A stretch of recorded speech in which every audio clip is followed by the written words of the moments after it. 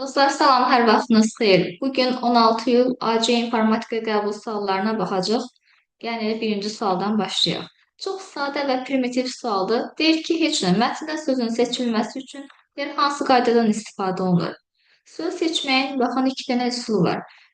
Bir deməli sözün üzərinə gəlib mouse'un sol düyməsini iki dəfə klikləməklə. Adi telefonumuzda da bu belədir. Sözün üzərinə iki dəfə klikləməklə nə baş verir? Söz seçilmiş olur. Buna uyğun cavab olacaq. Baxın C variantı. Deməli, birinci sualın cavabı olacaq C. Bir də F8 düyməsini iki dəfə basanda da söz seçilirdi. Yadımıza salaq. Sonra deyək ki, A-qara təsvirdə bir pikselin tutumu nə qədərdir? Bu da asan sualdır. A-qara təsvirdə 2 üstü bir dənə rəng çaları vardır. İşte nə demişdik? Qüvvətdə duran ədəd bir pikselin tutumu olur. Özdə bitlər. Heç nə olacaq burada A variantı. Sonra keçək növbəti suala. Üçüncü sual. Deməli, bu tip sual ilk dəfə iyun yox, 5 iyul qəbuluna düşmüşdü. Əksər tələbə yazmamışdı. Baxın, əslində çətin görünür, bu qədər də çətin deyil. Biz fill up, fill down, fill left, fill right əmrləri nə işə yaradığını bilməliyik.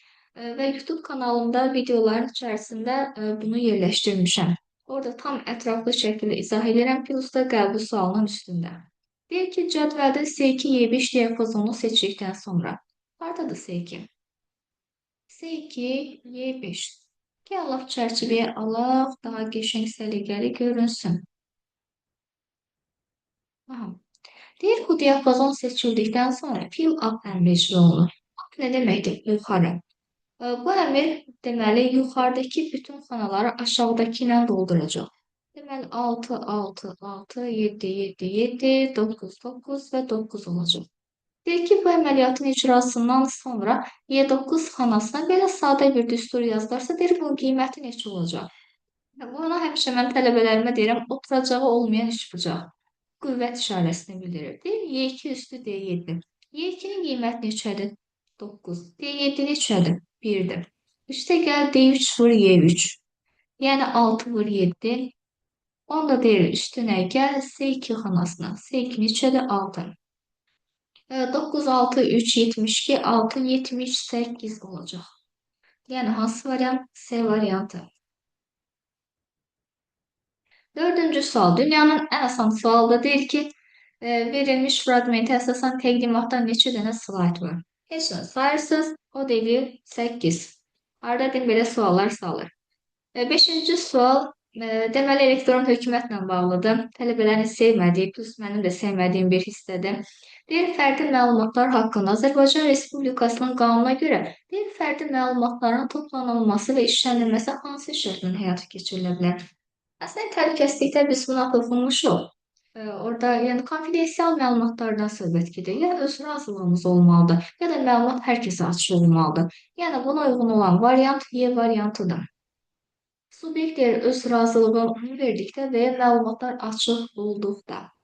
Altıncı sual, deməli, fayl sistemləri ilə bağlı bir sualdır. Biz demişik ki, fayl sistemlərindən hansılar var? NTFS var, YFS var, FAT16, FAT32. Sektorun ölçüsü 512 baytdır. Düz mən bunu tələbələrimə həmişə qeyd kimi yazdırıram. Görürsünüz, faydası oldu. Qeyd yazmaqdan xoşunuz gəlmirdi. 512 bayt, yəni 0.5 kilobayt. Birinci düzdür. Gəl qələm üstündə yazım. Bir düzdür. Deyir 64 kilobaytlıq klasterdə həcmi 2 kilobayt olan yalnız bir fayl yerləşə bilər. Düzdür də bir klasterin içərisində ancaq bir dənə fayl yerləşə bilər. Tutaq ki, sizin 2 dənə faylınız var. Biri 4 kilobaytdır, biri 5 kilobaytdır. Klasterinizin həcmi də 10 kilobaytdır. Tələbə düşünər ki, bir dənə klaster lazım olacaq da 4 ilə 5-i gətirin qoyun onun içərisində ki, üstə 1 kilobayt boş qalsın. Xeyr, elə bir şey yoxdur. Bir klasterin içərisində ancaq bir dənə fayl yerləşir. Heç nə edirik? Bunu düz götürürük. 1 ilə 2 olmalıdır. Qaldıq iki variantın arasında. Görək indi hansıdır? Deyir, defragmentasiya diskdəki verilənlərə müraciət vaxtının artırılması. Bunun heç əlaqəsi yoxdur. Defragmentasiya diskin optimallaşdırılması, diskdəki verilənlərin daha optimal, daha yaxşı bir şəkildə yerləşməsi üçün idi. Yəni, həmə də üçün düz olub olmamağı da bizi maraqlandırmır, görürsünüz variantlardan. Dördüncü sualda. 7 kilobaytlıq 2 ədəd səs faylı. 3 kilobaytlıq 5 ədəd mətn faylını 4 kilobaytlıq klasterə malik diskə yazdıqdan sonra deyir ki, 32 kilobayt yaddaşda yer tutar. Gəlin hesablayaq baxaq da. Zaten yenə bizə lazım olmayacaq. Bunun cavabı səhvdir. Çünki 4 yoxdur. Bəzi tələbələr üçün bu biraz çətin ola bilər. Yəni izah edeyim. Ümumiyyətlə klasterdə bizim tez-tez rastlaşdığımız məsələ tiplərindəndir. 7 kilobayt deyir. Baxın. Klasterimiz, yəni bizim qutumuz 4 kilobaytdır. Bu arada klasterlərlə bağlı ətraflı izah videosu yenə də kanalımda var, baxa bilərsiniz. 7-ni 4-ə yerləşdirmək üçün bizə 2 dənə klaster lazımdır. 7-nin ilk 4-ünü yerləşdirəcəm. Yerdə qalacaq 3 kilobayt. Təzədən 3 kilobaytı yerləşdirmək üçün mən bir dənə klaster ayıracağam. Yəni ümumilikdə mənə 2 klaster lazım olur. Neçə dənə mənim belə faylım var? 2 dənə. Deməli, burada mənə lazım olacaq 4 dənə klaster. Okey, burası aydın. Keçək ikinci mərhələ. 3 kilobaytlıq faylımız var, 4 kilobaytlıq da klasterimiz var. Onun üçün pulunu yerləşir də 1 kilobayta padarka verir. Olacaq deməli, burada bizə bir dənə klaster istifadə olunur. Neçə dənə bizim 3 kilobaytlıq faylımız var? Cəmi 5 dənə. Heç nə 5-i 1-ə vuracam, cavab eləyəcək 5. Deməli, 4, 5. Ümumilikdə mənə lazım olacaq 9 dənə klaster. Klasterin həcmi nə qədər? 4. 9 4 neçə eləyir? 36 kilobayt. Burada nə verir? 32. Deməli nədir? Səhvdir. Sonra deyir ki, böyük ölçülü klasterdən istifadə diskin fragmentasiyasını artırır. Əksinə klaster nə qədər kiçik olarsa, bizdə yəni fragmentasiya o zaman artmış olur. Böyük olanda yox. Özünüz düşünün. Məsələn, ta ki 2 kilobaytlıq faylınız var. Bir var klasteriniz 10 kilobayt olur. Bu zaman 8 kilobayt itkiyə gedəcək. Bir var klasteriniz 5 kilobayt olur. Bu zaman isə 3 kilobayt itkiyə getmiş olacaq. Görürsünüz, arada kifayət qədər fərq var. Yəni 5 kilobayt fərq oldu arada. O da səhvdir. 1, 2, 6. Yəni, bu da bizim çox da rastlaşdığımız bir hissə deyil. Fakt 16-da klasterin tutumu. Yadda saxlayın, kimlər bilmirsə qeyd kimi götürsün. 512 və 64 kilobayt arasında dəyişir. Amma interface fayl sistemində həmişə deyirəm. Özdə interface fayl sistemi Windows 10, 11 əməliyyat sistemlərində istifadə olunur. Orada isə bir klasterin tutumu 4 kilobaytdır. Növbəti imtahanlar bunu sala bilərlər. Nəzərinizdə olsun. Heç nə, burada cavab nə oldu? 1, 2, 6. Sonra deyir ki, sort əmri hansı lent tabında yerləşir? Excel-də sort əmri 2 dənə yerdədir. Həm Home-dadır, editingin içərisində, həm də View-nun içərisində. View neymiş? Datanın içərisindədir. Gəlin göstərim. Baxın, Home-da editingin içərisində də var. Sorry. Deyir, baxın, burada var. Sort əmri eyni zamanda datanın içərisinə gələrək, burada da sort əmrinin olduğunu görə bilərik. Geçin, bu sualda bir yere qeyd edin, yadda saxlayın. Keçək o biri suala. Deyir ki, proqramlaşdırma dillərini seçin. Bu da rahat sualdır. Birinci assembler deyir. Biz bilirik, assembler neydi? Ən aşağı səviyyəli proqramlaşdırma dilidir. Həmçinin translator kimdə funksiyası vardı. Deməli, nə olacaq? Məsələmi götürün. Birinci düzdür. Sonra ikincidə Lisp'dən danışır. Lisp bizim yanılı proqramlaşdırma dillərimizin içərisindəydi. Sonra Newtek Lite verir 3D proqramda 3 olan variantlar avtomatik çıxsa, heç ikisi getdi. 1-2 olan da saxlasa, əslində cavabımız alınırdı. COBOL da bəli, məşhur proqramlaşdırma dillərindəndir. Deyə bilərsiniz ki, Eclipse bir də NetBeans proqram vardı. Bunlar IDE'lər gedir. Yəni inteqrallaşdırılmış inkişaf mühiti, yəni proqramlaşdırma mühiti hesab olunur. Hansı ki, biz bunların içərisində proqramı yazırıq, yoxlayırıq və işə salmamızı asanlaşdıran bir mühitdir. Proqramlaşdırma sahəsində olanlar bunu yaxşı bilir, yəni özüm də bir müddət o sahədə olmuşam deyə. Okey. Sonra deməli biz hara baxırdıq? Dəqiqə 8-ci sual getdi. 9-cu sual. Sevimsiz suallardan da bu da. Gəlin nəzər salaq. Nə deyir burada bizə? Deyir ki, mətn prosesorunda aşağıdakı mətn yığılmışdır. Okey. Deyir ki, qeyd olunmuş parametrlər əsasına replace olun. Sizə bunu hədiyyə ediblər, tərcüməsində yazılar. Baxın, hamısını əvəz et. Yəni, ingilis bazası zəif olan tələbələr, yəni bu zaten tərcümədən tuta bilər ki, bu əvəz eləməklə bağlı bir şeydir. Əvəz et hissəsində nə var? Bu, baxın, replace pəncərəsidir. Find and replace. Bunu klaviaturadan Ctrl+H-dan aça bilirdik. Birinci hissədə mətnimizdə olan fraqmenti yazırdıq. İkinci hissədə həmin fraqmentin nə ilə əvəz olunacağını qeyd edirdik xüsusi olaraq. Bir şey də göstərəcəm sizə. Yəni, buradan biz belə başa düşürük ki, deyirsən mətndən, baxın, həmin bu ifadəni journey sözü ilə əvəz elə. Burada maraqlı bir əmrlər var. Match, prefix, bir də suffix əmrləri. 5 yol imtahanında da vardı. Əgər prefix varsa, biz ön şəkilçini ignore eləyəcək. Əgər suffix varsa, biz son şəkilçini ignore eləyəcək. Yəni, o deməkdir ki, hansısa bir söz əvəz olunacaqsa, onun ön şəkilçilərini, bir də arxa şəkilçilərinin nəzərə alınıb alınmaması ilə bağlıdır. Burada heç bir işarə olmadığı üçün, yəni həmin bu ifadənin olduğu fraqmenti journey ilə əvəz edəcək. Fərq eləmir. Write-in əvvəlində başqa bir hərf də olsa və yaxud karakterdən sonra başqa bir sıdan sonra bir hərf ifadə olsa, yəni fərqi yoxdur. Yəni tərkibində həmin bu dairə aldığım hissə olanların hamısını journey ilə əvəz elə deyir. Hətta məsələn, əgər burada prefix seçilmiş olsaydı, əgər write-in əvvəlinə birləşib başqa hərf yazılmış olsaydı, onda əvəz eləməyəcəkdi. Burada mən diqqətlə nəzər salsam, görəcəm ki, belə bir ifadəm yoxdur iç mətndə. Yəni, əvəz olunacaq bir sıfır olmadığı üçün cavabımız nə olacaq? 0.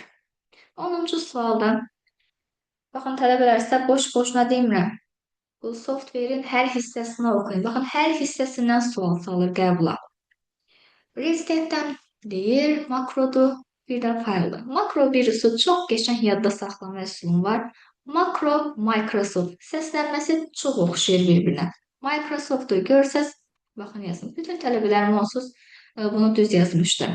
Deməli, konkret olaraq nəyi bilməsəm də, onu bilirəm ki, 2-nin cavabı 7. Sonra fail nəyi oluşturacaq? Söz fikirləşin də. Fail qrup sektorda olmayacaq, başqa bir yerdə olmayacaq. Nəyi oluşturacaq? Elə faylları. 3 ayda olacaq C variantı.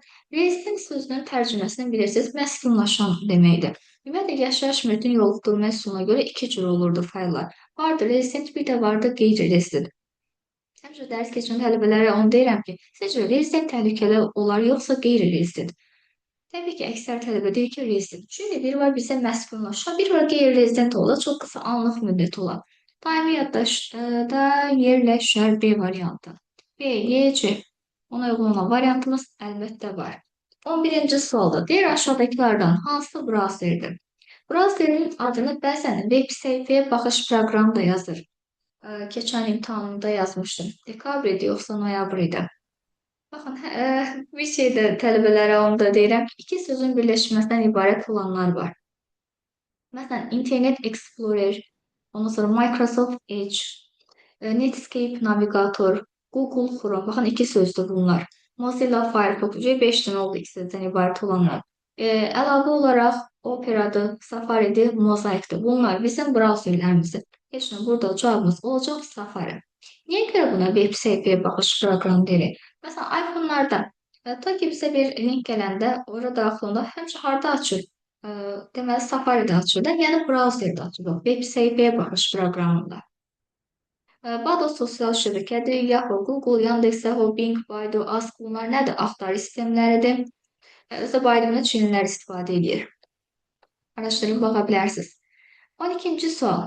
Kimin məntiqi yaxşıdırsa, zaten bu sualı düz yazır. Deyir, informasiyanın qərar qəbulu üçün kifayət qədər olması üçün hansı hadisəni ifadə edirdir bu? Bizi maraqlandıran bütün verilənləri özündə cəmləşdirməsi fikri ilə eynidir də bu. Olacaq, tamlıq olacaq. Tam olarsa, qərar qəbulu üçün demək kifayətdir də o. 13-cü sual biraz maraqsız sualdır. Kompüter qrafikası ilə bağlıdır. Deyir ki, doğru mülahizəni seçin. Deyir ki, HSP rəng modelinin komponentləri ağ rəngdən əsas rənglərin çıxarılması. Rəng çıxarılması subtraktiv rəng modellərinə aiddir. Ümumiyyətlə var additiv, bir də var subtraktiv rəng modelləri. Bu nə deməkdir? Additiv o deməkdir ki, ingiliscə bilirsə add nə deməkdir? Əlavə etmək. Burada rənglər işıq əlavə edilməklə yaranır. Hansı ki, biz buna RGB palitrasını nümunə çəkə bilərik. CMYK-da isə bunun tərsidir. Burada rənglər işığı udaraq əmələ gətirir. Deməli, CMYK-da olacaq subtraktiv, RGB-də olacaq isə additiv, deməli, rəng modeli. Birinci nə olacaq? Birinci yanlışdır. Ümumiyyətlə, HSP-ni biz biraz çox çətin rastımıza gəlir. HSP-də elə bir ki, rəngi insanın qəbul etdiyi şəkildə təsvir edən bir rəng modelidir. Birinci olanlara çıxsaq, baxın, düz 3 dənə variantı yola saldıq getdim. CMYK-da subtraktivdir, yəni rəngin vurulması ilə, yəni çıxarılması ilə alınır, 2 düzdür. Memarlıqda, inşaatda və sair CAD proqramı istifadə olunur. Xüsusən də burada ArchiCAD, arxitektura, memarlıq deməkdir. Gəlin CAD proqramlarımızı yadımıza salaq. Orada məqsəd riyazi modelləşdirməkdir. ArchiCAD, arxitektura, memarlıq işində istifadə olunurdu. AutoCAD-ı 2-3 ölçülü sözü ilə yadda saxlayın demişdim. Bir dənə də vardı OrCAD, onu da elektron sözü ilə, hansı ki mikrosistemlərin və sair hazırlanmasında istifadə olunur. Deyir ki, RGB-də 232 dənə rəng var. Səhv deyil.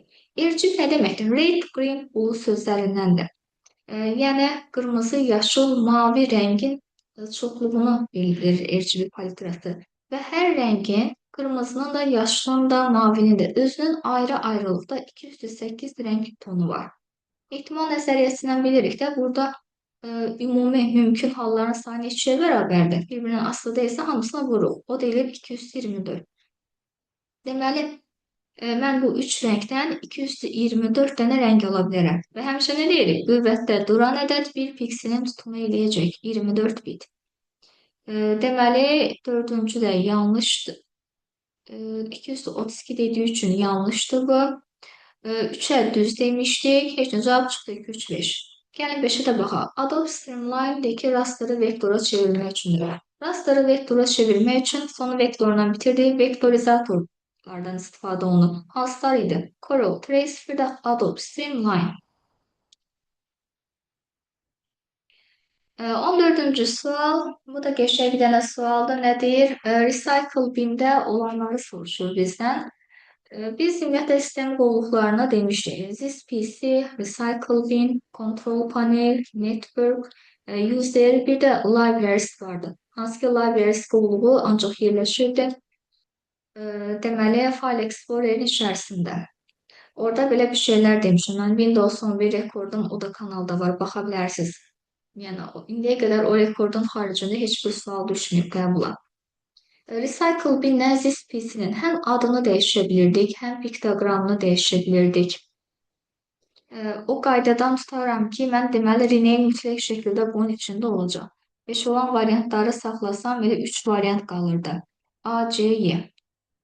Təbii ki, properties olur. Gəlin buna göstərim. Deməli, hanı bizim recycle binimiz? Burada. Ekranda zoom eləyək. Baxın, pin to quick access, pin to start. Həmişə belə bir qaydamız vardır. Ümumiyyətlə, bunlarda qovluq hesab olunur. Qovluğun kontekst menüsündə deməli, olub, faylda olmayanlar pin to start, pin to quick access, bir də including library'də. Oradan biraz xatırlatma eləyə bilərdiniz. Eyni zamanda empty üçün boşalda bilərsiniz. Çünki civil qutsu da bunun üçün boşalmalıdır. Shortcut'ını yaradıb, adını dəyişib, bir də xüsusiyyətlərinə baxa bilərik. Gəlin variantlara nəzər salaq. Deməli, burada olacaq. Properties olacaq. Pin to start, pin to quick access, bir də rename. 1, 2, 3, 5, elə bir variant əlbəttə var. C olacaq. Deyək ki, hansı fikir düzgün deyil? Asıl sənədlərin birindən digərinə keçid Windows Lent qrupunun müvafiq əmri ilə həyata keçirilir. Bəli, orada Windows'dan söhbət gedir. Yerləşir View tabında isə axırlarda olan bir lent qrupudur. Gəlin bir dənə görsəndə açım, göstərim.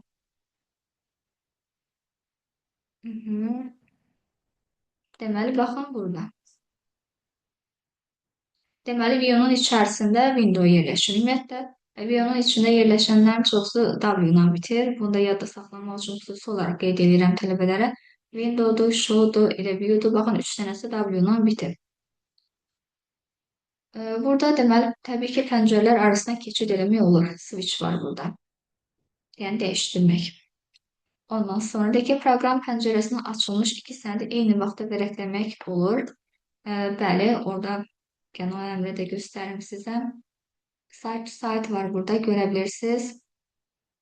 Sonraki kursorun yerini başqa yerə avtomatik dəyişmək üçün pəncərənin şaqili və üfüqü sürüşdürməz olan söhbət scroll barlardan gedir. Yəni nə əlaqəsi var? O sadəcə sənədi aşağı yuxarı çəkəcək və yaxud sağa sola çəkəcək. Yəni bunun kursorun yerinin heç bir aidiyyəti yoxdur. Elə cavabımız olacaq hansı? Müvafiq sürüşdürməz olan C variantı bizdən səhvi soruşur da. Yadda saxlamaq üçün fayldan istifadə olunur. Təbii ki, yalnızca bir aktiv olacaq. Yəni kursor aktiv olan hissə. Bu belə. Kanalı izləmədə qalın. Çünki qəbulla bağlı, qəbula düşmüş sualları xüsusilə oradan izah eləyirəm. Belə oldu. Sağ olun. Sentyabr Asiya qəbulunda hər kəsə uğurlar arzu edirəm.